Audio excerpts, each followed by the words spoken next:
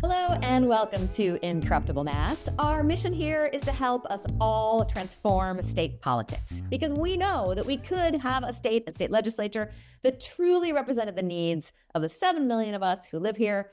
And today we have a wonderful guest who's going to talk about some environmental policy, some energy policy, shall I say, that certainly affects our environment. He's from the Sierra Club. We are going to talk about an energy bill, tell the whole story of what happened last year. We are going to give you information on what this bill is, what's actually in it. We're going to talk about the affordability, concerns and dialogue that has been going around and sort of our progressive take on what that means. We will also tell you what you should be worried about in terms of what should not be in this bill going forward. We will tell you what you should fight for, what should be in this bill going forward. And we are excited to have you here. We're excited also to have Vic, who I'll introduce in just a second. But before we do, I'm going to have my illustrious co-hosts introduce themselves. Today, I will start with Jonathan. Hello, I'm Jonathan Crone. I've been an activist for progressive issue and electoral campaigns here in Boston for over a decade and joining from the South End. Wonderful. And Jordan. My name is Jordan Burke Powers, AC him, and I have been involved in politics for way too long, and in state politics. And if you're watching this on the YouTube, which I guess encouragement for the YouTube, you're also going to see my cat. Oh, yeah. And I am Anna Callahan, she, her, coming at you from Medford, where I'm a city councilor. I've done a lot of work on the local level around the country in electoral politics and some state level stuff as well. We are very excited to have Vic Mahunka from the Sierra Club, Massachusetts. And Vic, if you would be so kind as to just sort of introduce yourself and your organization before we get into the energy bill. Yeah, thank you so much for having me. I'm Vic Mohinka. I use he and they pronouns. I'm the director of the Massachusetts chapter of the Sierra Club. I've been doing Massachusetts politics since I was in middle school here, and I've been doing Massachusetts environmental policy for the last 13 years, including working for the Energy Committee at the State House. So I came from the inside and became an advocate. So Sierra Club Massachusetts is a grassroots environmental organization. We are a member-led democracy. Jonathan has participated as a member and in our democracy for many years. Thank you for your leadership. And we have we work on what I described as every issue that touches climate and environment. So toxic chemicals, forest protection, transportation, energy and climate. If it's out there, if it's in Massachusetts, we work on it. We have a great dedicated group in Cape Cod and the islands. We're statewide, and we also do electoral politics. So we're one of the few environmental organizations that endorses candidates for office. Oh yeah, we did endorse you. Yeah. You're welcome. So thank Jonathan, really. Yeah.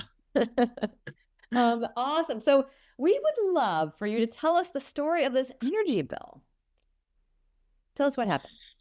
Yeah, so I'm going to give you a play-by-play around the week of Veterans Day last year. And I remember this because I was on the phone for 8 hours on my day off with state representatives. That's how I wanted to spend the day. So on Monday the 10th, the chairman of the TUE committee, that's Telecommunications, Utilities. Thank you for your, in terms of spending 8 hours of your holiday doing work, thank you for your service. Should I have sent it to voicemail? That's the question I ask myself even now. So on the 10th, the Monday, Veterans Day is the Tuesday. So on the 10th, on the Monday, the chairman of the Telecommunications, Utilities, and Energy Committee, the House chairman, released a bill draft. This bill took a 4-page solar bill that was filed in the House and replaced it fully with 105 pages of new draft material. And if I may, for people who haven't listened to this podcast for very long, go back to the earlier ones. This happens all the time. Like suddenly something comes out of committee, it's 100, 200, 300 pages long, and you have like 24 hours to respond. Anyway, go ahead. Go on. Absolutely. So he releases this, and the way it works is that they want the committee members to vote for it. So he released it on Monday. We had a vacation day that, state holiday, pretty important for public officials to be doing stuff during Veterans Day. And he wanted the committee to vote for it on Wednesday. So we, mobilized, we spent all this time analyzing it. Turns out a huge percentage of the 105 pages was completely new draft, which means it wasn't legislation that went through the public committee process or the public hearing process. These were fresh, new ideas that never got the light of day in the legislature. So then what we did is, so we called through all the committee members. We're, going on the phones, trying to pressure them not to vote for it, trying to create summaries of the bill to say what's bad, what's good, how this affects the I know we're just doing the story right now. We'll cover all the details, but can you give us a tiny hint as to sounds like you're opposing it. Wow. There's a lot that we don't like in this bill. The environmental and climate movement is strongly opposed to it. I'll say, this is the worst bill I've seen in 10 years of working at the legislature specifically. And like I said, these are not ideas that had a chance to be socialized, heard in public. These were new, fresh, bad ideas. So that was part of the issue here. And one thing, I'll just to quickly interject, it reminds me of so often when legislators want to block something that progressives want, can often say, oh, well, we haven't had a proper hearing for this, even if often they actually have. But this is them saying, no, this is not something that we've actually discussed in any way, and it's terrible, and some money lobbyists want it, so we're putting it in the bill. Continue. Yeah, so we were on the phone this whole time. It created a huge pushback. We ended up getting 4 representatives on the committee to reserve their right for the vote. So there's 11 votes. 7 voted for it. That's Chair Cusack, Rep. Kushmerik, Rep. McGregor, Rep. Turco, Rep. Robertson, Rep. Tyler, and Rep. Reed. So those are the folks that voted for it, just to name names. And then we had 2 progressive folks in our circle reserve their rights. So that's Rep. Higgins and Rep. Scarsdale, who did a really good job of listening to their constituents, doing things that the Commonwealth voters wanted them to do, and say, let's slow down, let's look at the process, let's pass a bill that is politically popular. And then it passed through committee on Wednesday. On Thursday, we had an unrelated... Quick point of vocabulary for people who don't know State House terminology. What does it mean to reserve rights? You could think of it like abstaining. In this context, it is similar to a no vote. I think there's, and you can see an article that I'm cited in from like 6 or 8 years ago. There is a strong culture of control and retaliation at the State House. So sending a direct no signal to the speaker is a pretty strong, you lose a lot of political capital with the folks that have all the power there. So I think reserving rights is like a coded way of saying no.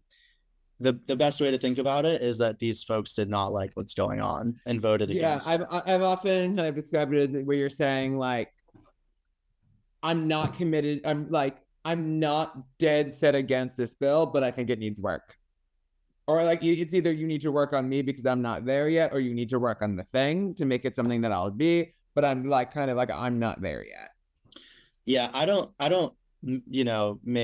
interpret political signals and procedure as literal. So whether they reserved rights, whether they voted no, I see that as a very similar thing. It's not a literal signal, it's a political signal. It sends the same message. Exactly. So after it passed committee on Wednesday, we were hearing that they wanted to bring it to the floor the next week. There is a huge unrelated telecommunications, utilities, and energy hearing on Thursday, where we flooded the room. This is the first, I used to run these hearings as a staff person on Beacon Hill. And this is the first time I've ever seen a hearing where the sergeant at arms stood at the door and stopped letting people into the room. So that tells you how much the chairman did not want us at that public hearing. And we hammered the state house. We called every single representative. We called senators, even though senators didn't even have a voice in this. We, put out a bunch of communications, news articles, social media, everything. And basically the bill's been on pause. It was in the Ways and Means Committee, and we've seen no progress on it since in the process. So we took this as a huge success. They wanted to pass it out within 10 days. And here we are 3 months later, and there just hasn't been any movement publicly. Fantastic. That is quite a story. Well done. Well done. Sorry, Jordan, were you? Yeah, I was going to say that, like, I think it's important just to, like, when you ask, like, what type of bill, like, it was a really, just to, like, overview it without getting the details, it's a bad bill that moves us backwards on a time where if you could put Trump in charge of Massachusetts, response to climate change, it would have been like, it could have been coming from them. Like, it's an absolute... Yeah, at a time where Trump is moving us away and we need our state to be really thoughtful about leading, it was as if Trump was in our legislature pushing forward policy. It's just an absolute step backwards at a time where we cannot go backwards because we're not going forward fast enough. And the idea that Massachusetts of all places would be going backwards on climate response, we would be making the climate worse. We're already making it worse, but we would fast charge that. And it's just at a time where Trump is fast charging America down this path. It's just shameful. And I just want to say, like, a real thanks to Vic and, like, all the people who called. This is why it's important to call. It does actually, I can be cynical, we can be cynical, but it does matter to respond because we stopped that from happening so far. Like, there's still work to be done. There's still things we need to do, but it was gonna pass, and it didn't pass because of people's work to say Massachusetts should not be going backwards on climate change. We need to be picking up the pace, not making it worse, of all places. Like, we should, on top of the fact that, like, we have industries that support making climate change. We care about this issue. Voters here overwhelmingly care about this issue. We want to live in a state by the water. Like, it just does not make sense to be doing. Things are getting worse. And it was I'm just really thankful that everybody stepped in the way they did. I just wanted to quickly comment. The one thing that I thought was particularly impressive during this is how much a lot of the activism from the environmental and climate community here did percolate the general, like, that how many people actually did start paying attention. Like, I just remember talking with one friend who is kind of jokingly describing it as that friends of his who, like, probably didn't even know we had a state legislature suddenly were aware of it and being like, what the hell's going on here? And so that was able to, like, kind of puncture that kind of general disengagement that we can so often see. And it takes a lot of work to do it, but it was able to succeed. And wanted to also just underscore something that Jordan was saying is it's always depressing on an issue like climate when you realize how little has happened across the 21st century. Right in, like, the 25-year first quarter of the 21st century when we could have done so much, which is why states that can do more when the federal government is sabotaging everything really need to. Well, I'm hoping that this is a good transition for us to actually dive into some of the details of what was in the bill. And if you can also tie in, like, who do you think was influencing the legislature to put these things in there? Yeah, I'm very happy to get into it. And I also just want to do a quick shout out for Mass Power Forward and Carl Miller, who kind of puts all together this giant grassroots coalition.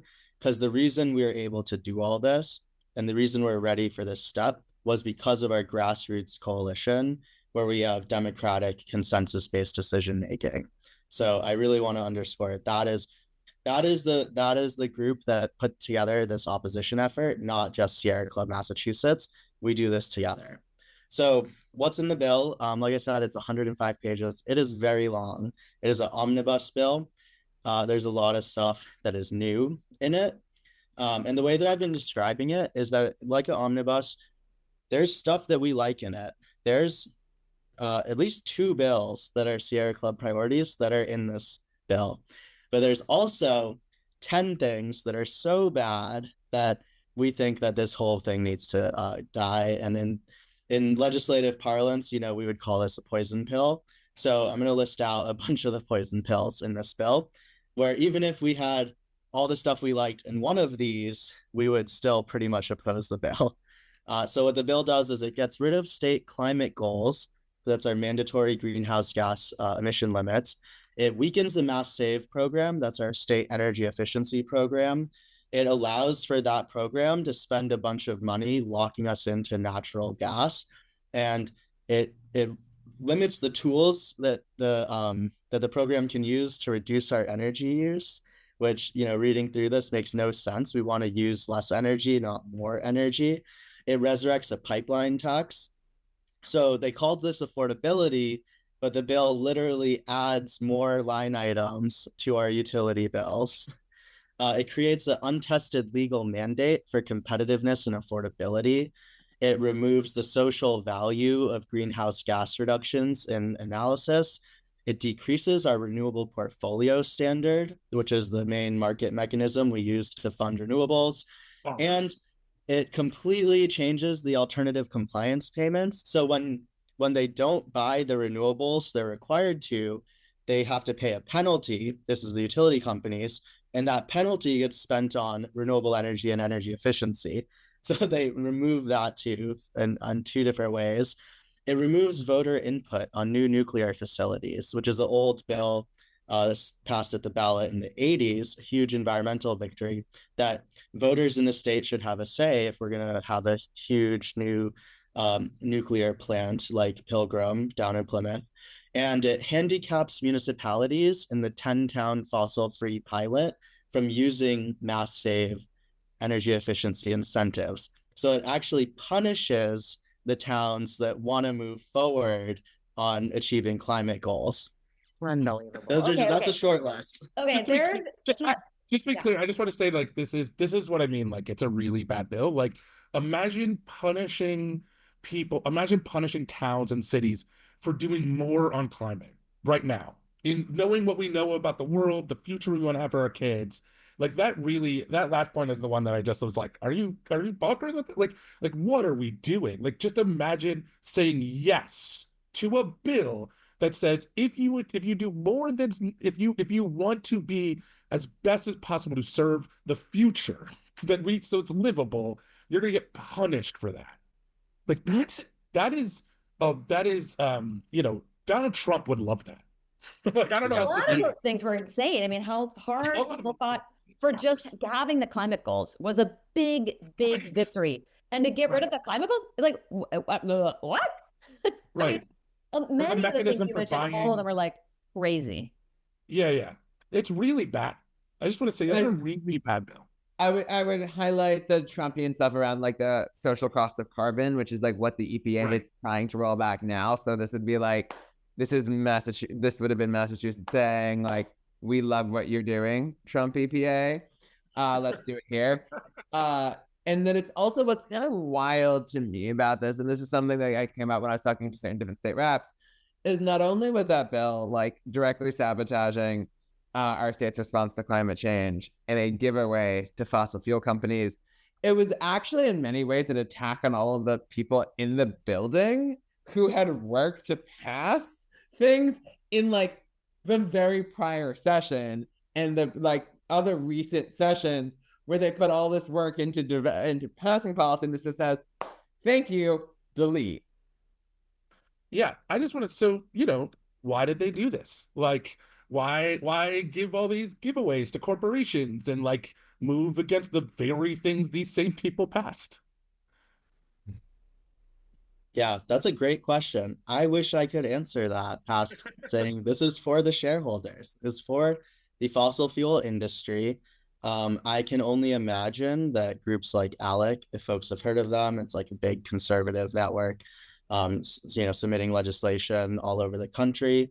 Some of the stuff that we can point to is that in the resources that Chair Cusack gave to other House members, there were direct links to fossil fuel lobbyist SharePoint accounts. That's their like Google Drive account. So God. it's yeah.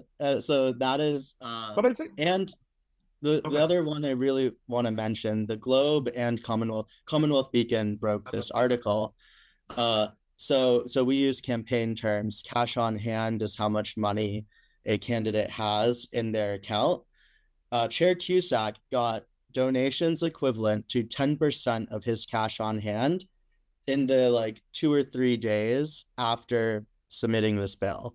So I do think this came straight from the fossil fuel industry. I think this is a shot across the bow for all these different states, because they're saying if we can do this in progressive Massachusetts, we can do this anywhere. That's kind of, our role is to be more progressive and more liberal than other states. And I do think that this is just a very brazen step by the industry to see how much they can get away with. Wow. And before we go on, yeah, go ahead, Jordan. Oh, okay. Yeah, I just wanted to highlight that, like, I mean, so Vic is not I'm not gonna speak for the Sierra Club. I'll just say really clearly, like, he got money from direct, he got campaign donations for doing this thing where they are literally copying and pasting corporations paid for this, paid lobbyists, though those lobbyist talking points are in the bill. He's linking to them directly, and then money appears in his campaign. Like, it's not hard to suss out what has happened. And I think that's why they wanted to move it so quickly, because they don't want you to see what's so clear, which is that, like, these are how could Democrats pass something that is so Trumpian? Well, the way you do it is you do it quickly without anyone noticing, and then you get some money on the back end, because that makes it worth your while. Like, it's just that simple. So I do think it's important that we get that, even if we can't know it exactly. We're not in his brain. We don't know what his motives are. Like, we can see what happened, and I just think that's the real problem, overarching for the State House, which is the corporations have the ability to move legislation in a way that regular people do not. They do not move this quickly to fight for us. There are simple things they could be doing on affordability that they're not doing, that get ground in because corporations say, I don't know, we can't do this, we can't do that. Like, they're not this quick to move on our behalf, right? If they're worried about pushback from corporations for something that they want to do, they could move it quickly. Before the lobbyists could find out, they could do the same tactic on our behalf. They could be pushing quickly to make things, to take on corporate power on our behalf, voters, regular people, but they do not. And it's just a real problem with the system. Go ahead. Sorry, Anna.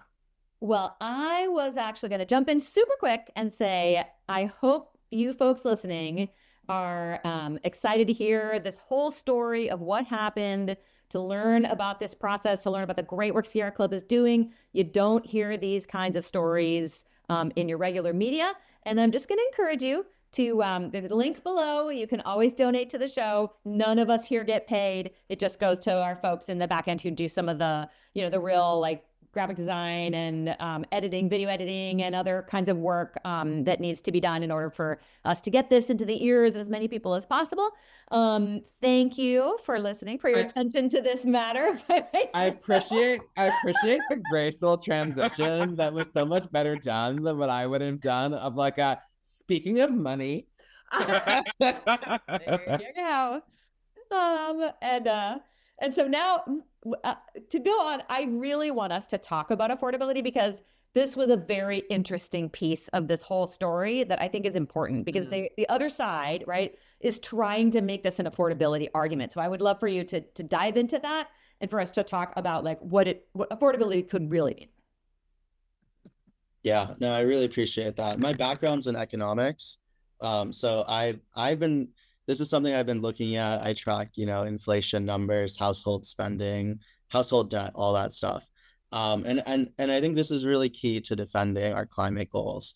So you're right. The other side wants to paint this as an affordability issue. They say if meeting our climate goals, protecting the environment makes your bills more expensive. We have a lot of evidence that that is not the case. The things that are making your bills more expensive are gold plating the electric delivery system. So that's the wires, the poles, the substations, the services to feed into all that, all of the administrative costs. That has been just completely unchecked growth for decades in Massachusetts. And that is our Department of Public Utilities, who is in charge of keeping that, keeping the utility companies accountable. They have not been doing their job. One thing I point at is the Attorney General just made a $40 or $50 million settlement, somewhere in that range, for ratepayer savings in December. How many more settlements like that could they make, if they just looked through the books of what we're paying for on our bills? So the other thing that Sierra Club has done a study on, the number one factor in why your bills are higher year over year is a over reliance on natural gas, fossil fuels. So between utility gold plating and an over reliance on natural gas, that is why your bills are going up by the numbers. Check your bill right now. You'll see the Mass Save line item is a small percentage compared to the delivery charge, where they hide their profits, their gold plating, all of this kind of stuff, and their lobbying. So we have a wish list for the climate bill, and these are all things. Two of them are things that were in the governor's draft. And hang on. Go ahead. Yeah. I'm not ready. Let's wait a second before we go into the things about the bill that we like, because I really appreciated what Jordan was talking about affordability wise before we started. So I want you to feel jump in. DP, the state does set the rates. It's supposed to be, it's not like we think of it like, oh, there's some competition, but there isn't really. It's the state sets those rates. And so our legislators could be fighting for us against these corporations. We pay some of the highest cost in the country. They should be fighting for us. They should be saying very clearly, like, you need to be doing things that lower costs. Like they could be pushing solar or other types of things onto every household. They could make it easier, right? So I have solar in my house. It took forever for National Grid to allow us to turn it on. We had it. It was there, right? They had to come to our house because they knew that would save us money and give them less money. So they are this is not a like there's like 50 different things you could buy and everything else. Like it's basically a monopoly, and our state is supposed to be fighting for us. It's supposed to be telling them, stop doing things that cost regular people money. Do things that can lower costs. Like there are barriers or things they need to figure out, but they could be doing that. Instead, they outsource a lot of these things to the lobbyists. They outsource a lot of these thinking, and they don't push back on these things. And they don't push the DPU to be lowering costs. They don't say absolutely not. Yes, you might have, they could also override it. There's lots of ways that they could be fighting for us, and the legislature is just not doing it. It is just too beholden to the corporate desires. But there's no reason that it's this way. And so again, this is why it's so important to call and voice your concerns, but it's not about affordability. Don't believe that for a second. That's an absolute lie. They could make things more, they could be lowering the cost of energy in Massachusetts right now, this moment. There are things they know how to do that people have been asking them to do. They're not doing any of those things. This is a grab bag for corporate lobbyists and corporate interests, and that's it. It's going to make them richer. It's not going to bring down your costs. It's like everything Trump promises. Yeah. All right. We are going to round this whole conversation up with the good parts of the bill and the things that should be in this bill and the things that you can fight for and how you can fight for those things. So, Vic, we are going to turn it over to you. We would love to hear what you encourage people to really keep their eyes out for, but also to call their legislators on, and any other ways that they can work with you guys and with a broader coalition on this. Yeah, absolutely. Thank you. I got a little excited to talk about what I want out of this bill. Yes. So, yeah. So there's two things that the governor and Chair Cusack included in both of their drafts. So both of them have provisions to buy more renewable energy. and ways to make it easier, quicker, more standardized permitting, lower soft costs, as they call it, as well for renewable energy. And I'm including in that solar, wind, and batteries. Although batteries aren't clean or renewable energy, they really help us unlock a lot of the benefits of intermittent renewable generation. The other one, which the governor and Chair Cusack both included part of our bill, but not all of it, I have some questions there, is a utility accountability bill that makes it so that utility companies they are not allowed to continue charging us to lobby politicians. Right now, your bill is going towards the Natural Gas Association of America, or whatever they're called. It is going towards the Associated Industries of Massachusetts. It is going towards lobbyists who make 5 times as much as I do and have been there 5 times as long as I have, and are able to just say, hey, you're a new chairman. I've been here for 50 years. Let me tell you how this all works. So that is part of what we're paying for. The governor and Chair Cusack both remove some of those charges, but not all of them. Our bill is a bit more comprehensive and a more complete look at it compared to and this is not normal. Like, a lot of states in the country have made it illegal for the utilities to charge us for that. Some of the other stuff is really what I was talking about with the gold plating. There's programs like the GSET program. There's gas pipelines that they're trying to construct.